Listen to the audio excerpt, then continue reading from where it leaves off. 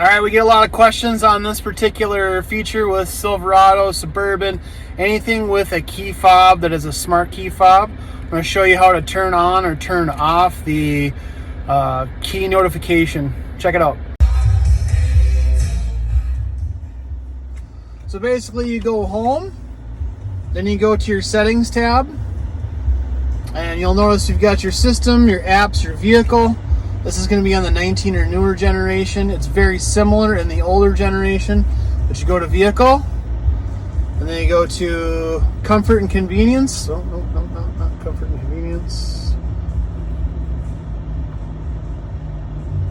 It's going to be remote lock and unlock. And you're going to see a bunch of tabs here. So if your key fob is beeping at you because you shut the doors and you left the keys in the car, you flip that tab right there. Pretty easy. So when I shut the vehicle off, like so, and I open the door and I close it, it beeps at me 3 times. If I start it back up again, shut that feature off, then shut the car off, open the door, close it.